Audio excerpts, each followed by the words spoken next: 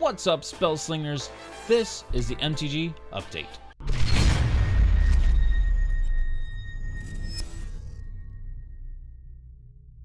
Welcome back, and it's always nice to see you. Wizards of the Coast have made tons of announcements this past week. In some respects, this amount could be considered overwhelming. Now, I want to start out by saying, even though I think they should have spaced out their announcements, I do applaud their excitement to tell everybody about the changes they are making. I mean, who isn't excited for small sets leaving? Core sets returning! The Gatewatch finally taking a nap. Limited printing of Masterpiece series, R&D changes, Unset release, Digital Next announcements, banning Aetherworks Marvel, the Magic MMORPG, we think, 25th anniversary products, Pirates and Dinosaurs, updated organized play, new mechanics, promo cards, Hour of Devastation preview cards, and the return to Domon Area. Phew, was that too much for you? It's almost like a cheap date, not being able to leave some things to the imagination, right? But like I said, the majority of this is really exciting stuff. First, the return of core sets, R&D changes, and Digital Next. We knew they were coming. It was more of an update to provide us more details on their status. I don't want to expand on those too much, but I do feel for the Magic Duels players. That game is losing its support. But at the same time, with any other game or Microsoft product, it just happens. Next, Unsets are back with the name Unstable. Now, they haven't provided us details just yet, but at the end of the video, what's your thoughts on that? Planeswalker? Additionally, I can't wait to see what they do with the art for the lands. Will John Avon come back to do the art? Man, I hope so. Either way, I think Wizards will do their best to make them epic, because they have a lot to live up to, and the Magic community just demands it. Personally, I think since they've proven to us that they can go borderless, I'll give you a minute so you can read this. It might be time that we see borderless lands. At least that's just what I'm hoping for. Let me know in the comments below your thoughts and predictions on the unstable lands. Aetherworks Marvel was banned. You may go. And it only took almost a year for that to happen. But one good thing we get out of this is a standard that we can actually play. Thank you, Wizards, for doing the right thing. Ixalan leaks, and I mean holy whitewater rafting. That just sucked. The leak coming out right before Hour of Devastation's release is distracting and completely takes away from the set's release. I think whoever leaked those cards should be completely ashamed of themselves. We've seen a bunch of card reveals in the past week or so, which will be a different video, but there are plenty of cards to get excited about. My initial constructed format favorite is Hour of Revelation. The card just speaks for itself. With a lot of the cards revealed from Hour of Devastation, we now know what the new mechanics are. Eternalize, which is a better version of the Emball mechanic, but is it really that good? The mana cost on the mechanic is huge. Now, will it work in limited play? Absolutely. But standard constructed, we'll see how that works out. Now, Afflict, that is a mechanic I can get behind.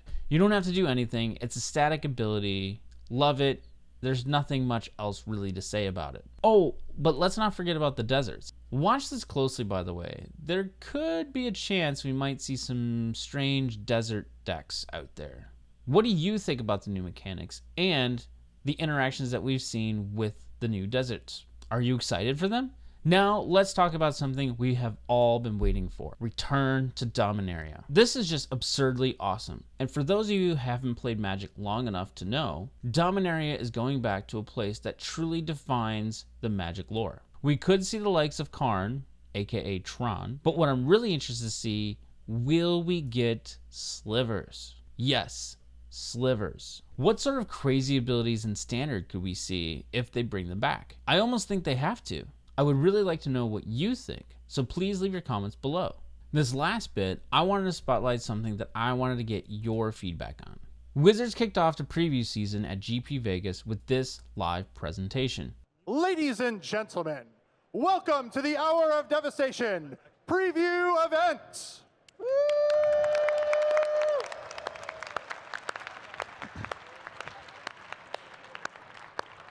The following contest is scheduled for one game and will be contested under massive Magic rules. Now, I do applaud them for trying something different, but I think they tried a little too hard. Now again, I would like to reiterate, I'm a huge fan of what they did here. This time, it just didn't do it for me. Let us know below what your thoughts are on how they did the big reveal. But please refrain commenting solely on the performance, because we both know they need to improve there. And just in case if you haven't seen it, I'll link to it at the description down below. Finally, I wanted to highlight some of my takeaways from GP Vegas. I've been to one other GP, and that was GP Indianapolis last year. So I don't really have much to compare it to. But holy crowd craziness, there was a ton of people at GP Vegas. From YouTubers to Magic players to all of the Magic cosplay that you would need to see. Although, like most large events, there will always be some small issues here and there. The key is to resolve them quickly and efficiently. And for the few minor issues that I ran into, they were dealt with really quickly. So overall, I was very happy with the layout of the event and the organization of the side events. A huge shout out to Channel Fireball. Also, I got to meet some great YouTubers, like Rudy from Alpha Investments, opened some packs on the green screen, and met others like Josh Lee Kwai and Jimmy Wong from the Command Zone. Cool people, can't thank them enough for taking the time to shake my hand, talk to me briefly, and just have a conversation. That's all for now. Be sure to like the video and subscribe to the channel to see more videos like this, our deck tech series, and the monthly podcast. Also, for those who are waiting for my standard deck techs, I do apologize.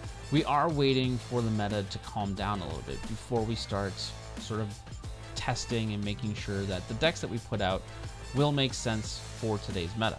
So please stay tuned for that.